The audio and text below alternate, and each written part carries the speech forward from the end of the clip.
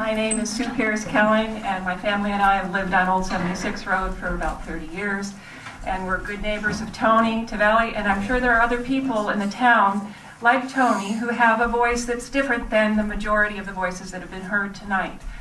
And I'm speaking to the board now. I'm surprised and disappointed by the resolution that's on the board tonight. I consider it a gag rule on the voices of the town, and I'm disappointed and surprised to hear that come from this township. I always thought of Caroline as a last bastion of anybody's voice could be heard and was heard. If anything, this type of hearing should be continued. If it's not going to be withdrawal, as Nellie Farnham suggested, that it should be heard continuously, not just decided tonight. And and speaking just on the general issue, what this has become, it should be, I think, just a discussion of whether this resolution should pass or not, but it seems to have become a discussion of the ban and whether it's worthwhile or not. And the lawyers, they bless their hearts and bless their hands, you know, to bend a quote from Harry Truman, give me a one-handed lawyer. There isn't one in this issue. And the best we can do as a town is to listen to all sides from the people. So,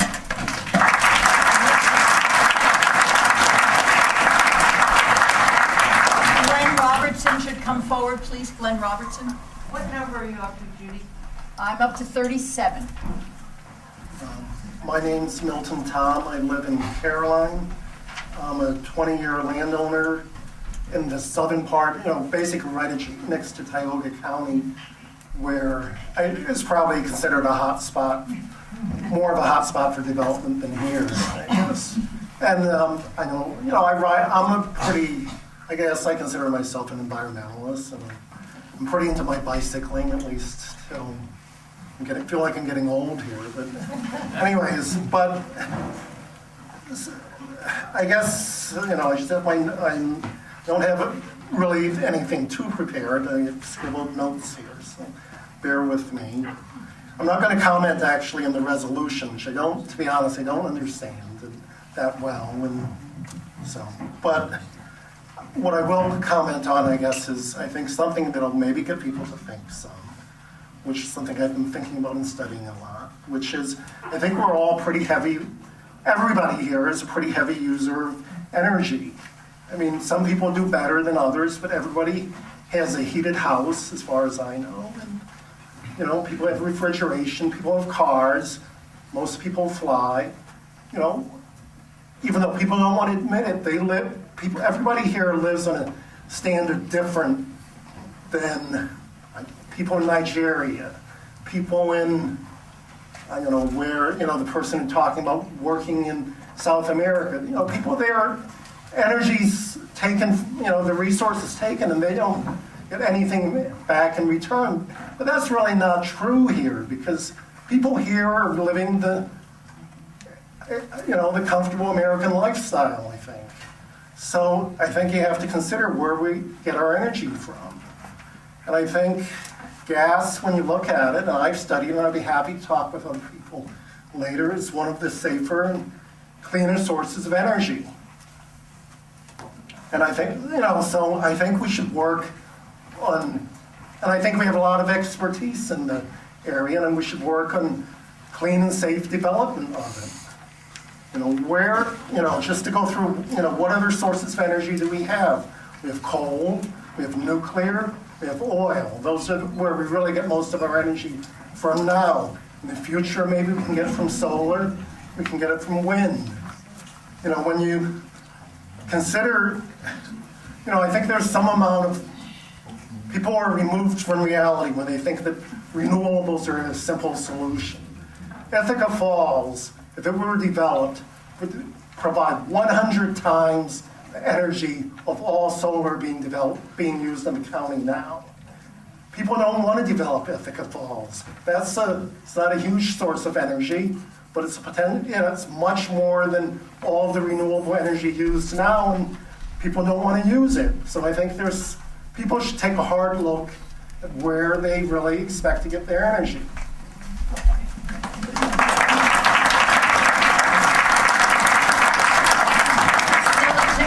Should come forward. I'm Cyrus Umrigar. I've lived in Caroline for 16 years, and I've lived most of my life in Tompkins County. I mentioned Tompkins County because if gas drilling comes to Caroline, it's not going to just affect Caroline, it's going to have negative impacts on all the surrounding area. Before I launch into the rest of my remarks, I want to correct something that was said earlier. I happen to know who were the two young people that Tony Tavelli referred to, who were so intimidating to those two old people. Those two young people are Lizzie Abbott, and I realize that she's young at heart, but she's certainly not two people. Lizzie, you can take half my time if you like.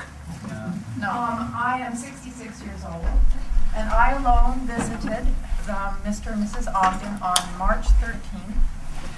All I said to them was that I was circulating a petition to ask the town board to ban hydrofracking, and I asked them if they were interested in signing.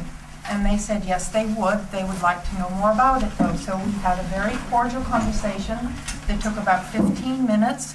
I left with them the material that all of our petitioners have left with people, explaining something about the possible effects on Caroline, a brochure about Rouse, and an invitation to come to a Rouse meeting where we invited two dairy farmers from Bradford County to talk about their experiences. I was unaware of any resistance on their part. I asked them if they wanted to have any of the 12 handouts that I had that explained a lot about all the issues involved in hydrofracking. They took a couple of them, I don't remember which, but then I left. I also, when I arrived, I identified myself as a person who had met Mr. Ogden about a year before. We had talked on the road. I told him where I lived. He mentioned that he knew my property because on our property we have a pond. And he mentioned that our pond and the two ponds that sit at the very top of his property are used by local pilots to test their instruments at a certain point before they approach the airport. And I reminded him that we'd had that meeting on the road, and he remembered that. So I am not sure why. I guess I can say that the information in that letter was incorrect. I would like to respond to two valid points that were raised by Linda and Tony Tavelli. And that is that there is a chance that there may be a lawsuit if we ban drilling. The alternative is much worse. If we do not ban drilling, the expense to each of the residents is going to be much worse because we will have to test our water for one thing. My sister-in-law lives in Owego. They started drilling above her hill. She paid $800 to test her water. Fortunately, they're not allowed to frack yet. If they frack, she'll have to test it each year. Even after testing it each year, she will not be able to drink her water because it'll be you don't know whether it's contaminated between testings. We are fortunate to have a very capable town attorney. I think he can enact a ban that will stand up to any test that's put to. We're also fortunate to have two very dedicated people, Helen and David Slottje, who have freely given their time into doing research on this. I think between them they can come up with a ban that can stop.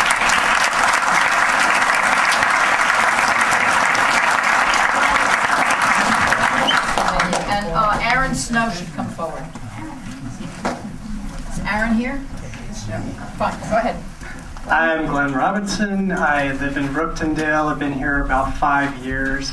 I was attracted to the area because of the things people often cite, the rural character. I'm originally from Virginia, and I like this part of Tompkins County the most because, ironically, it reminds me a bit of Virginia because it's still the Appalachians. Unfortunately, it carries the curse of also being a part of the Marcellus Shale.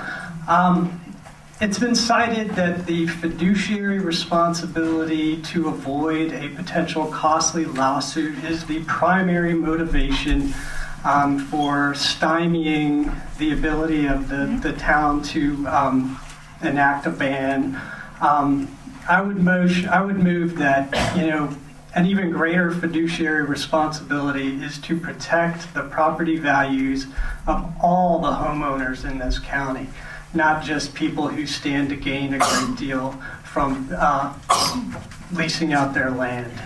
Thanks.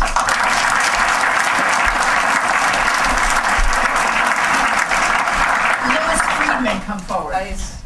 He left. Okay, Bob Anderson then. I'm Priscilla Timberlake, and Louis Friedman's my husband. Actually, I had to go home to our 12-year-old. I live on Coddington Road. I've been a landowner and living in Caroline for 25 years. Well, first I wanted to thank the board that you spend all this time, go to meetings all the time and energy you put. I know I felt a little irritated just coming here tonight, even though I'm completely passionate about this. So I just want to thank you. Okay. And also, I have a question. Whenever in the history of the town of Caroline has there been this many people here at a meeting? And what was that for 4 years ago? Peace and quiet, noise. Noise ordinance. So it doesn't happen too often. Keep going. Okay, all right, don't have much time. I have 16 acres, 12 not leased. When a gentleman offered to take my groceries out of my car when I met him and into my house, I realized I was dealing with a real interesting character. He was one of the men, the minor men. I was not interested at all, and I have not leased my land. But we have 4 acres we just bought across the street that are leased because we bought it recently. So those maps aren't really accurate at all. I think it'd be really great if the board took that on to really find out get that leasing, non-leasing thing straight. Because a lot of people have leased are absolutely not interested in fracking, hydrofracking. I also want to say that every cell of my being is not interested in having the gas industry here. I actually talked to our governor when he came to Ithaca at community school, women's community building, and I actually pulled him aside. We had a really nice talk, and one of his assistants came up to me and said, "You know what? We are really behind what you're talking about, way more than you think." So, no, I want you to be inspired. Thank you, Bill and Sandy and everybody. I am so inspired to be a part of a town like this that is going to get behind this. And I'm very excited, and I believe, like they do, that we can make a difference. So I would like to encourage you to throw out that whole resolution thing, and it's okay to transform and change your opinion. It shows, no, really, it shows a lot, and you can actually make the news, be in the journal, it'd be great. I think you guys are awesome, and I think I set it up.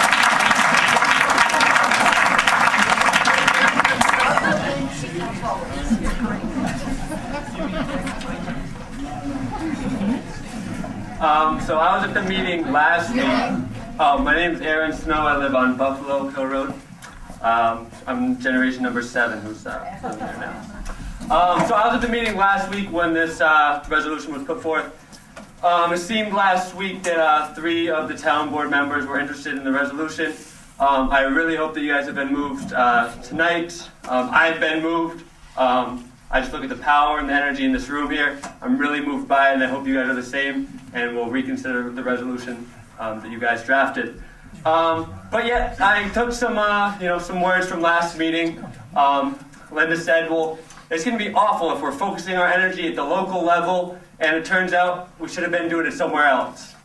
Darn, that will be disappointing, No, it's true, it will be disappointing, but what I find more frightening is if we don't do anything about it at the local level, and then we find out, we could have done something about it. We had a chance, We had the power, we had the energy to do something about it. So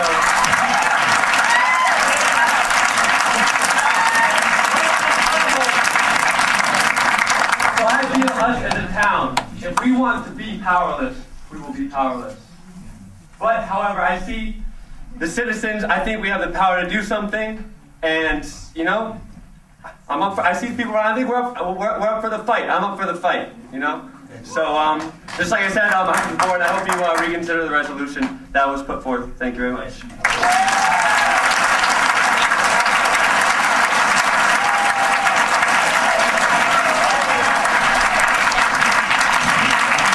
The law might be changed. that lawyers were working on this subject to make the new interpretation that they support actually be the law. But I'm here to tell you that tonight, as we stand here in New York State, the law is very clear. The board does not have the authority to regulate the subject matter of gas drilling. And that's why the resolution is sensible, useful, and timely. Thanks very much. Philip Shapiro.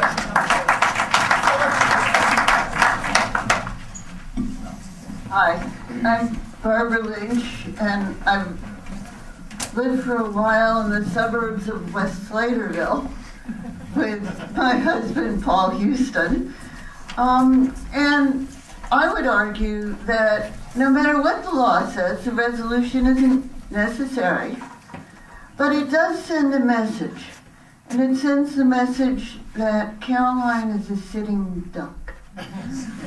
That Caroline is poised to become what we call in environmental sociology a pollution haven. If you're a dirty industry, you want to go to places that are less regulated, that are welcoming.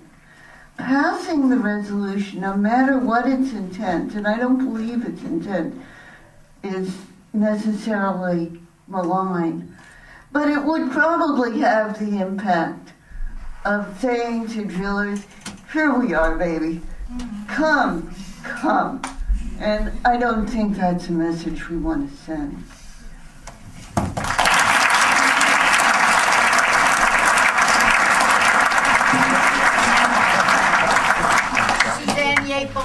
Come forward. Hi, my name is Ellen Harrison, and I was not as smart as some of the people who are here. And my husband and I signed a gas lease several years ago. We consulted a lawyer who knew nothing about this at this time. It was before Marcellus gas was being discussed. We started an organization called Fleeced, and what I have been finding, and I think it's important for the board to know, is most people who leased regret it. Can they get out of the lease? Excuse me? Can they get out of it? It does not, at this point, appear to be possible. And in fact, one of the things that's terrifying, you feel like you signed a pact with the devil, is every time you find out a new thing, you find out how you were really screwed. And people alluded to the mortgage issue, that basically, because of selling mortgages on the secondary market, you can't get a mortgage on leased property in general. We're now finding out that basically the leases, most of them are in perpetuity, because there's a 5-year, and then there's a 5-year renewal, and then if there's any activity on it, it's horrifying. So most of the people who have signed leases, I did some of the petition drive, every one of the people on my route who had signed a gas lease signed the petition. So I think particularly people who are leased want out. One of the points I wanted to make was, we talk about, let the DEC do the regulation that needs to get done. The environment is only a part of it. It's a big part of it. But as some people here mentioned, I went to Bradford County. What you find out is rents have tripled or quadrupled. Homelessness has doubled. Kids are being put in foster care because their parents can't afford a place to live. That's not a community I want to live in. And similarly, we find that, emergency services, municipal costs went up tremendously. And we asked the guys in Bradford County, what are you doing about it? And he said, the taxpayers are paying for it. More crime, therefore more police services are necessary, etc. What's the worst thing that happened? If the town passes a ban and we get sued, if other towns have done similarly, there may be precedents already being set. Worst comes to worst, we decide we're spending too much money. You can always rescind your ban. One other thing for the lawyers, I worked in the area having to do with the use of sewage sludge in agriculture. And it's similar in that the state regulates that and maintains the right, for themselves to do the regulation. But towns could ban it in New York State. I think that's probably a very relevant piece of case law. Thank you. I would like to give you, the board members, a card from Fleeced. We have a website and has some information about our organization.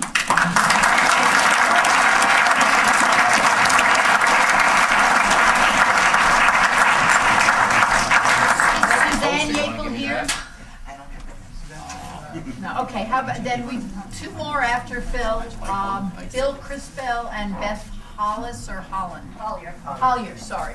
Okay. Go ahead. Hello. Hello. I'm Phil Shapiro. I have 122 acres in the northeast corner of the town of Caroline. I turned down $21,000 to keep it unleased, which is a lot of money in my world.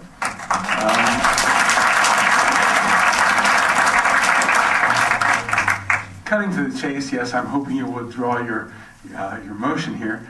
But one of the things that strikes me about tonight's motion is it's very short term. Everything relates to the way it is now. So we'll decide that we'll never do anything about it later. And let's say, for example, that we didn't have drilling in Tompkins County. I would guess that 50 years from now, there'll still be gas under Caroline. It won't go away. And I'd also guess that the technology is changing rapidly. And we're saying, well, we're not going to do anything. The technology could be changing within a year or two. I don't really know how serious this is. I read a little thing about propane fracking. I don't know whether it's real. It seems a lot less hostile than 476 chemicals, but I'm not sure if it is. You inject liquid propane into the ground and it cracks the shale as it expands into gas. It's a lot simpler.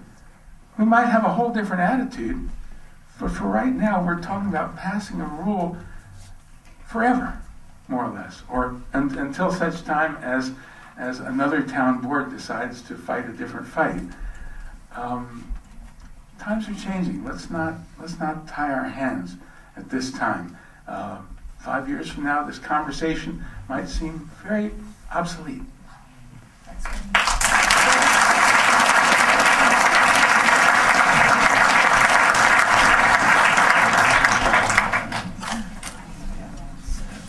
I never did like public speaking, but I guess I'm going to speak up tonight. What's your name?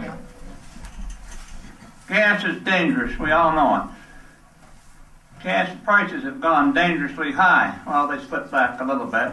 Why do we buy our energy from countries that we hate?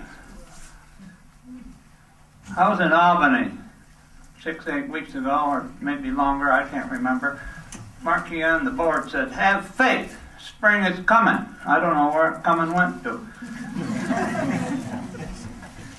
How many people in here heat with natural gas? Where does it come from? We all know. We're right on top of a hot layer of Marcellus shale. I'm an old man. I'll probably never live to see it get here, but I sure hope it would. I wore out my body farming. 350 acres I still own up there after I lost 52 of my prime cropland. I commend this board, what they do for us. I sat 8 years on that board back in the early 70s. Some of those people weren't even a twinkle in the eye them days.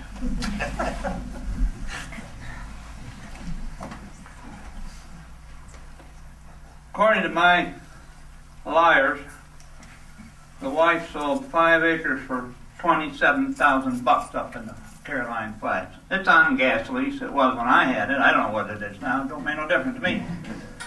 The guy that bought it told me he paid $35,000 for it. Just some discrepancies. It don't make no difference to me either.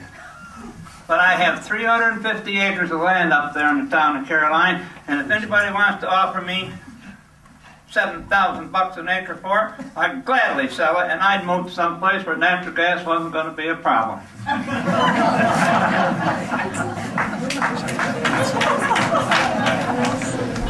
It's all about money. I got a Norse spreader up on the farm that I probably should have brought here tonight. Thank you for your time. Thank you, town board.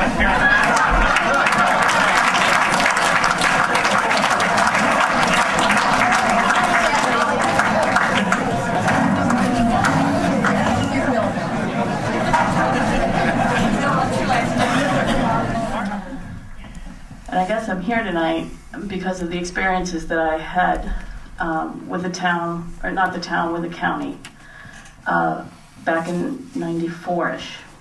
They put in a new bridge at the bottom of Buffalo Hill Road, and in the process of a couple of months, 17 homes were without water because they poked a hole in the aquifer. And we were the last, our home was the last to lose our water and the last to get it back. We spent the winter heating a 500-gallon tank outside our kitchen window that the county brought water from Bolton Point. When they attempted to re-engage our well, it had collapsed. They suctioned in all this soot and soil and gunk up to the second floor of our home. And the point of this story is that they just go forward. I have to agree with the gentleman before me that it's about money. Those people want their money and they won't care at all what happens along the way. They may think they know how to fix the problems that they cause to us, but when they were trying to fill the hole in the 6 Mile Creek that they put in because somebody misjudged the directions, they tried to use this concrete that was pellets, and they couldn't get it to stop. They kept putting it in, wouldn't stop. We're talking about 30 feet of water shooting out of the ground. So when I found out that one of my neighbors across the creek had leased land, I was very concerned about what was going to happen again in Sladeville Springs with our water and our supply, not even going as far as contamination, but just the access and losing our water. The county had to pay for a 40-foot well. That's what we got. We got a new system to put in to clean the water because what we had previous to that was beautiful, and they couldn't get that back. That's it.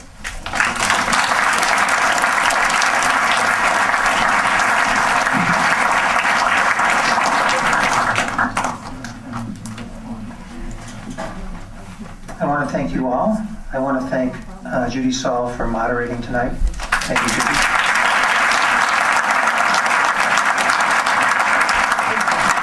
I want to thank Tara Rouse for doing the timing. Thank you, Tara. And most importantly, I'd like to thank all of you for taking care of each other, for listening, for speaking clearly, and for taking the time tonight. This is democracy in action. And we're doing it in the town of Caroline, and you all need to be applaud yourselves for participating. This is much more exciting than reality TV, I can tell you that. So I'll let you hear.